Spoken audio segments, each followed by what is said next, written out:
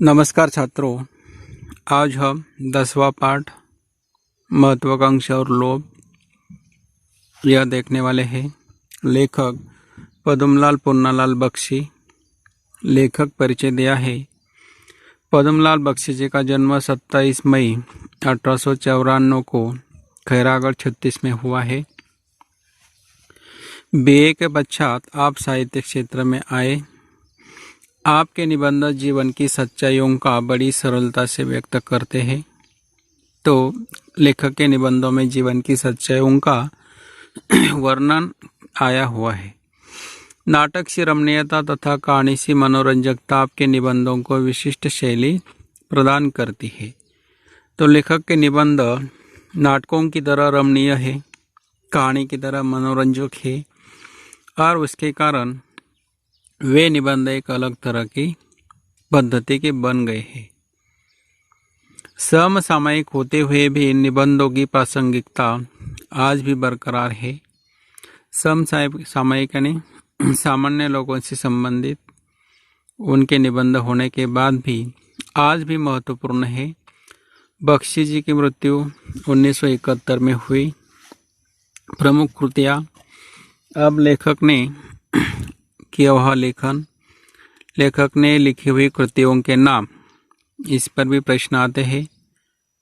तो पहली कृति है निबंध संग्रह है पंचपात्र, पद्यवन, कुछ और कुछ इत्यादि निबंध संग्रह है। कथा चक्र उपन्यास है।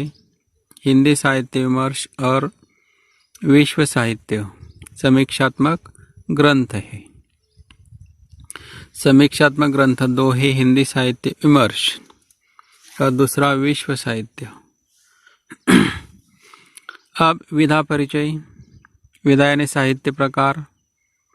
तो यह एक निबंध है, महत्वाकांक्षा और लोभ। तो उसके निबंध के बारे में जानकारी दी है। निबंध किसे कहते हैं? तो निबंध को गद्य की कसौटी कहा गया है। गद्य की कसौटी यानी निबंध। निबंध गद्य में निबंध गद्य में लिखे जाते हैं और गद्य की कसौटी निबंध में लगती है। किसी विषय या वस्तु पर उसके स्वरूप, प्रकृति, गुण, दोष आदि की दृष्टि से लेखक की गद्यात्मक अभिव्यक्ति निबंध है। तो यहाँ निबंध की परिभाषा दी गई है। निबंध किसे कहते हैं? तो किसी विषय या वस्तु पर उसके स्वरूप, उसका स्वरूप क्या है, प्रकृति, गुण, दोष, उसके गुण दोष आदि की दृष्टि से लेखक की गद्यात्मक अभिव्यक्ति निबंध है। तो लेखक गद्यात्मक पद्धति से निबंध का लेखन करते हैं। निबंधों के लक्षणों में तो यह भी प्रश्न आ सकता है, निबंध के लक्षण कौन से हैं? तो उनमें स्वच्छंदता, सरलता, आडंबरहीनता, घनिष्ठता और आत्मीयता, उसके साथ लेखक के व्यक्तिगत आत्मनिष्ठ दृष्टिकोण इत्यादि निबंधों के लक्षण हैं। स्वच्छंदता यानी मन की इच्छा के अनुरूप लेखन करना, सरलता से लेखन करना, आडंबरहीनता यानी रूढ़ी परंपरा, पोथी पुराण इसका विरोध करना, घनिष्ठता उस विषय से संबंध कितना संबंध है, कितने हम घनिष्ठ है, उस विषय की कितनी आत्मीयता हमें है और उसके साथ साथ लेखक के वैयक्तिक आत्मनिष्ठ दृष्टिकोण भी निबंध में आते हैं। तो इत्यादि निबंध के लक्षण है। यह भी प्रश्न आएगा, निबंध किसे कहते हैं? निबंधों के लक्षण लिखिए।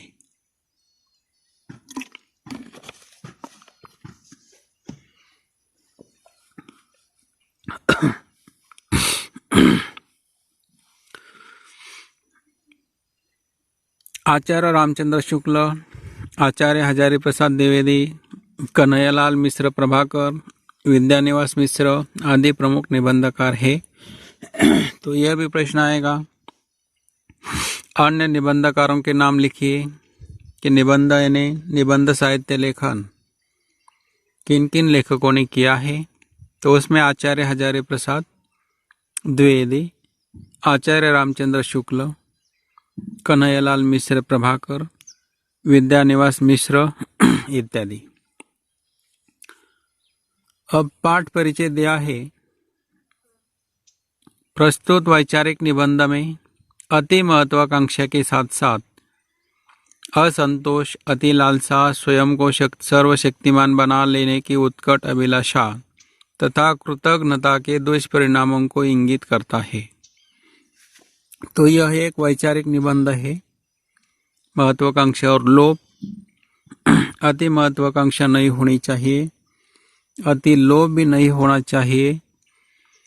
तो इस निबंध में यह वैचारिक निबंध अति महत्वाकांक्षा के साथ असंतोष, अति लालसा, स्वयं को सर्वशक्तिमान बना लेने की उत्कट अभिलाषा तथा कृतज्ञता के दुष्परिणामों को इंगित करता है।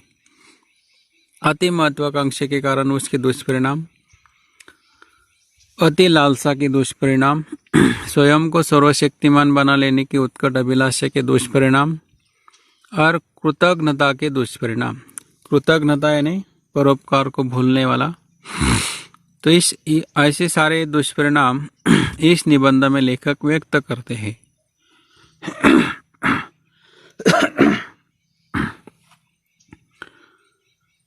प्राप्य के प्रति विरक्ति का भाव तथा अप्राप्य की लालसा हमेशा मानव मन को लोभ के जाल में फंसाती रहती है। तो निबंध में लेखक प्राप्य यानी जो हमारे पास है, जो हमें प्राप्त हुआ है, उसके प्रति हमारी विरक्ति रहती है। जो हमारे पास है उसको हम महत्व नहीं देते हैं। और जो अप्राप्य है, जो हमारे पास नहीं है, जो प्राप्त नहीं हो सकता है, उससे हमेशा मानव मन को लोभ रहता है। और यह लोभ भी हमें लोभ के जाल में फंसाता है। ऐसे लोभ के कारण, अति लोभ के कारण ही हमारा विकास नहीं होता है। मछुआ मछली की कहानी के माध्यम से मानव मन की अनंत इच्छाओं के परिणाम का रोचक चित्रण इस निबंध में किया गया है। तो इस कहानी में, इस निबंध में मछुआ मछली की कहानी लेखक हमें व्यक्त करते हैं, बताते हैं। मछुआ यानी मछली पकड़ने वाले लोग, मछुआ यानी उसकी पत्नी, उनके माध्यम से मानव मन की अनंत इच्छाओं के परिणाम, मानव मन के मनुष्य के मन में अनंत इच्छाएं होती है, अनेक लालसाएं होती है, अनेक लोभ होते हैं। उनके परिणाम का रोचक चित्रण लेखक इस निबंध में व्यक्त करते हैं। यह निबंध विचार करने के लिए प्रवृत्त करता है। तो यह निबंध पढ़ने के बाद, निबंध का अध्ययन करने के बाद वह निबंध विचार करने के लिए हमें प्रवृत्त करता है।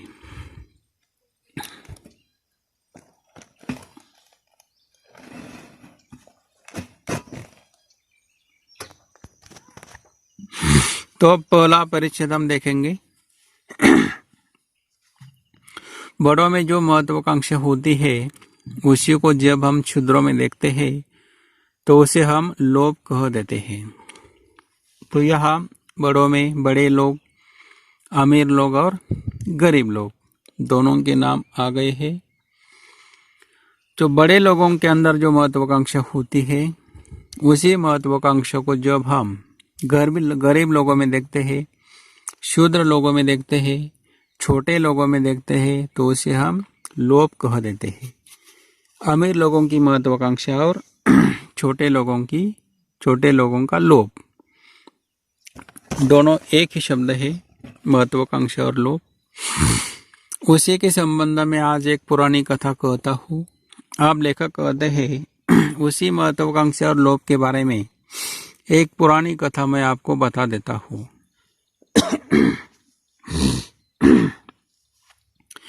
एक था मछुआ, एक थी मछली। मछुआ और मछली की कहानी लेखक हमें बताते हैं। दोनों किसी झाड़ के नीचे एक टूटी फूटी झोपड़ी में अपना जीवन व्यतीत कर रहे थे। मछुआ और मछली दोनों एक पुरानी झोपड़ी में रहते हैं, टूटी फूटी झोपड़ी में रहते हैं। एक झाड़ के नीचे, पेड़ के नीचे उनकी झोपड़ी थी और वे अपना किसी तरह जीवन व्यतीत करते हैं। मछुआरा दिन भर मछलियाँ पकड़ता, मछली दिन भर दूसरा काम करती है, तो दिन भर वह मनुष्य मछली पकड़ने का काम करता है। और उसकी पत्नी भी दिन भर दूसरा कोई काम करती है। तब कोई रात में वे लोग खाने के लिए पाते हैं। तो इस तरह वे गरीब लोग थे और दिन भर काम करने के बाद, दिन भर मछलियाँ पकड़ने के बाद, उन्हें बेचने के बाद उन्हें खाना मिलता है, खाने के लिए पैसे मिलते हैं। ग्रीष्म हो या वर्षा, शरद हो या वसंत, उनके लिए वही एक काम था। तो हर ऋतुओं में हर समय उन्हें वही काम करना पड़ता है। या 4 ऋतुओं के नाम आए हैं, ग्रीष्म, वर्षा, शरद, वसंत। तो 4 उप ऋतुओं के नाम आए हैं। यह भी प्रश्न आपको आएगा, संजाल पूर्ण कीजिए। या परिच्छेद में आए हुए ऋतुओं के नाम ग्रीष्म, वर्षा, शरद और वसंत। तो हर समय बारिश के ऋतु में, हर समय बारिश के ऋतु में या कोई भी ऋतु होने के बाद, सर्दी की ऋतु में, गर्मी के ऋतु में, वही उनके लिए एक काम था, वही एक चिंता थी। यानी मछली पकड़ना, उन्हें बेचना और पैसे पाना। वे भविष्य की बात नहीं सोचते थे, क्योंकि वर्तमान में ही वे व्यस्त रहते थे। इस तरह भविष्य के बारे में कोई वे सोचते नहीं है। भविष्य की कोई चिंता उनके मन में नहीं थी, क्योंकि वर्तमान में ही वे व्यस्त रहते थे। हमेशा वर्तमान की चिंता उनके सामने थी, हर एक एक दिन की चिंता उनके सामने थी। तो यह 2 काल के नाम आए हैं, भविष्य काल और वर्तमान काल। उन्हें न आशा थी, न कोई लालसा थी। उनके मन में कोई आशा नहीं थी, कोई लालसा नहीं थी। ज़्यादा कमाने की कोई चिंता उनके मन में नहीं थी। पर एक दिन एक घटना हो गई, परंतु उनके जीवन में घटना आगे होती है। मछुआ आ रहा था मछलियाँ पकड़ने। हर रोज की तरह वो मछुआ नदी पर, उस घाट पर मछलियाँ पकड़ने के लिए आता है। नदी के पास एक छोटा सा गड्ढा था, उसमें कुछ पानी भरा था। उस नदी के पास एक छोटा गड्ढा था, उस छोटे से गड्ढे में छोटा सा एक कम पानी था और उसी में एक कोने पर लताओं में एक छोटी सी मछली फंस गई थी। अब उस गड्ढे में, उस छोटे से पानी में एक मछली फंस गई थी, लताओं में फंस गई थी, घास में फंस गई थी। वह स्वयं किसी तरह पानी में नहीं जा सकती थी। अब घास में फंसने के कारण, लताओं में फंसने के कारण वह पानी में नहीं जा रही थी। और क्योंकि वह छोटी थी, उसने मछुए को देखा और पुकार कर कहा, मछुए मछुए जरा इधर तो हर रोज की तरह वहाँ वो मछुआ गया था, मछलियाँ पकड़ने के लिए गया था।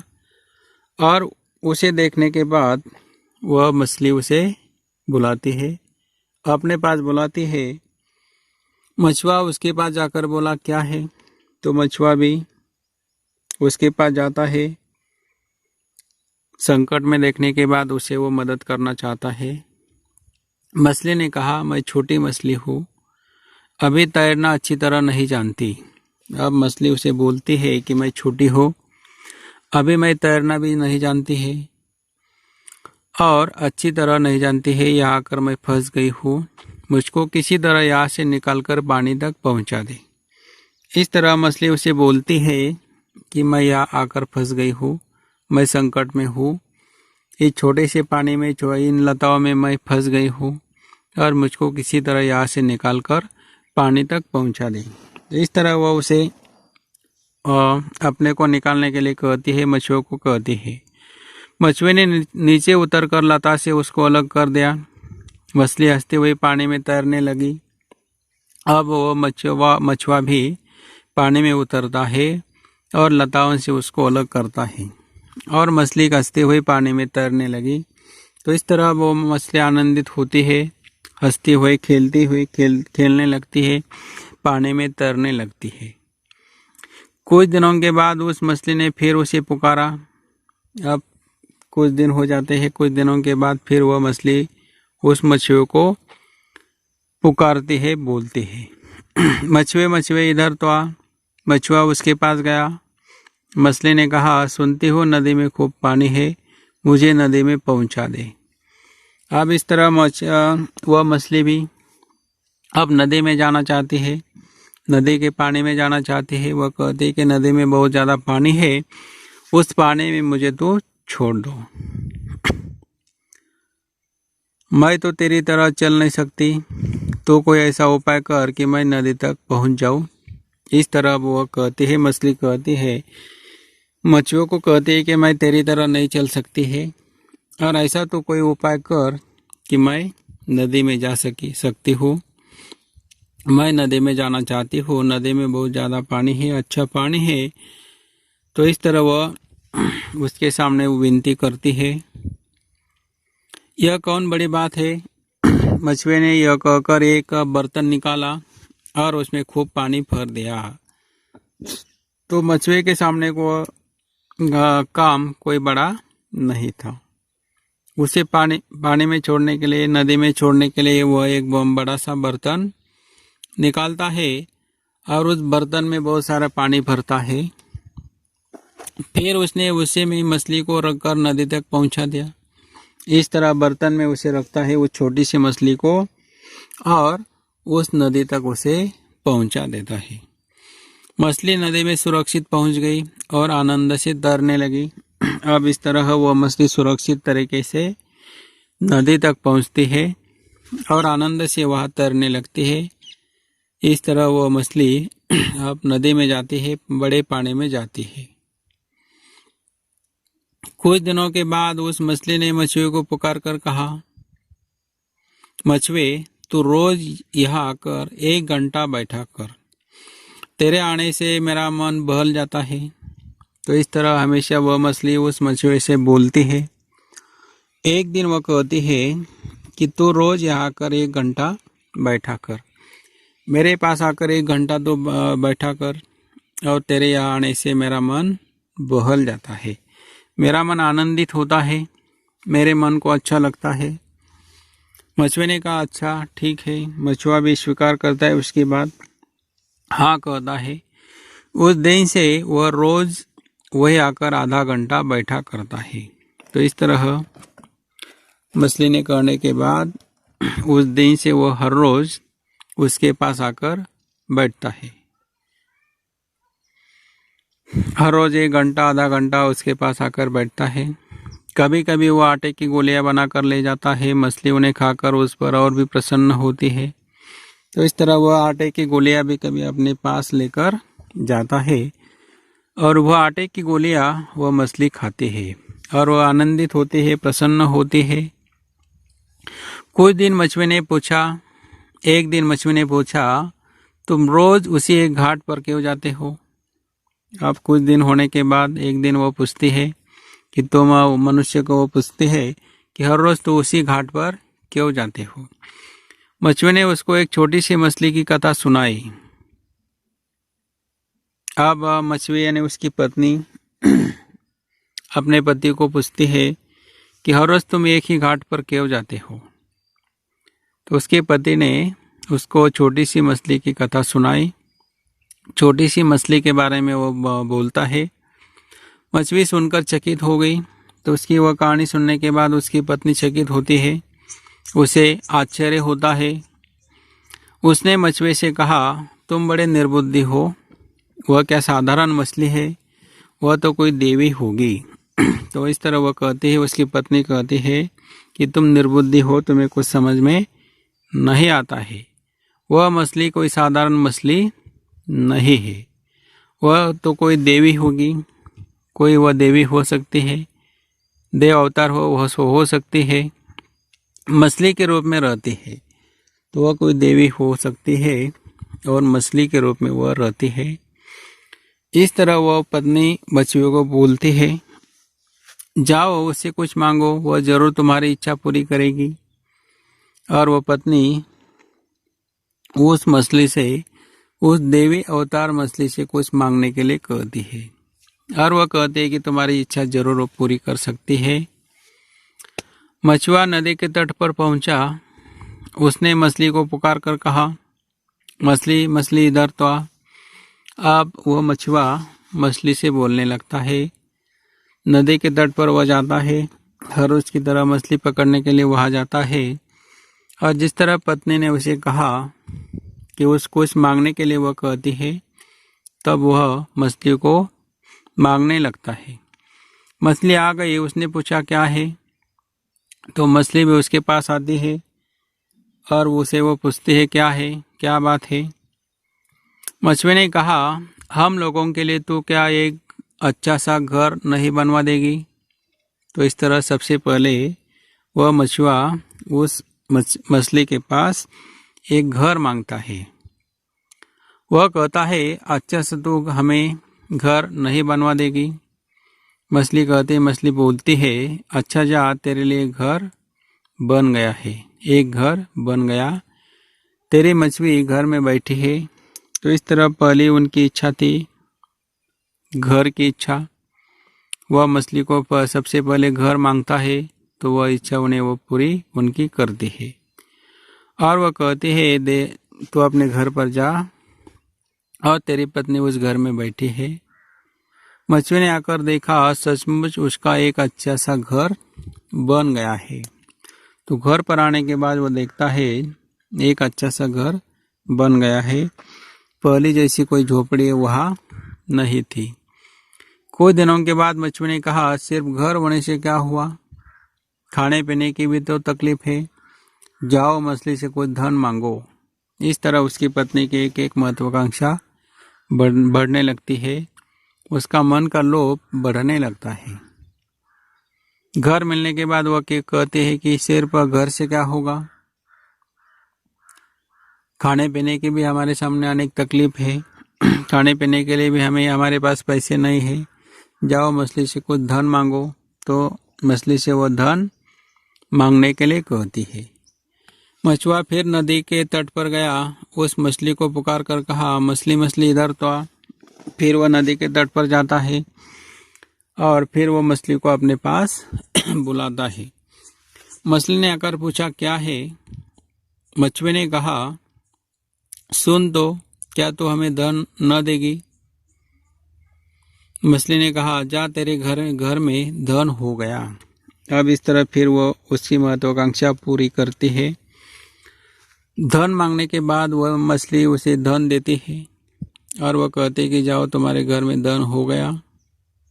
और इस तरह एक एक महत्वाकांक्षा, एक एक लोभ उनका बढ़ता है। मछुए ने आकर देखा कि सचमुच उसके घर में धन हो गया है।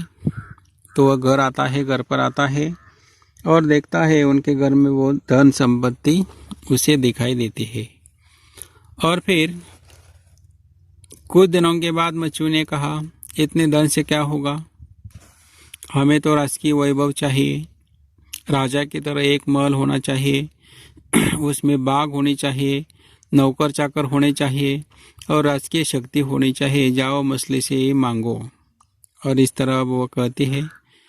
मछुए उसकी पत्नी कहती है, सिर्फ धन से कुछ नहीं होगा, हमारे पास घर आ गया है, धन आ गया है, परंतु इतने धन से कुछ नहीं होगा। हमें राजकीय वैभव चाहिए, राजा की तरह एक महल होना चाहिए हमारे पास, राजा की तरह उसमें बाग होनी चाहिए, नौकर चाकर होने चाहिए, राजकीय पूरी शक्ति होनी चाहिए। यह सब कुछ वो मांगना चाहती है और मछली से वो मछुआ मांगता है। इस तरह अनेक उनकी महत्वाकांक्षा बढ़ने लगती है। उसकी पत्नी के अनेक लोभ बढ़ने लगते हैं। एक एक मिलने के बाद वह ज़्यादा मांगने लगती है। पहले घर मांगती है, उसके बाद धन संपत्ति मांगती है, उसके बाद राजकीय वैभव मांगती है, उसके बाद राजा की तरह वह रहना चाहती है। इस तरह वह इतनी गरीब थी, उनके पास छोटी सी झोपड़ी थी। एक एक मिलने के बाद उनकी महत्वाकांक्षा बढ़ने लगती है इस तरह यहाँ तक हमने यह निबंध देखा है, यह कहानी देखी है, तो इसका वाचन आपको करना है, इसकी पढ़ाई आपको करनी है। आगे वाले वीडियो में हम आगे का भाग देखेंगे। तो आज हम रुकते हैं। धन्यवाद।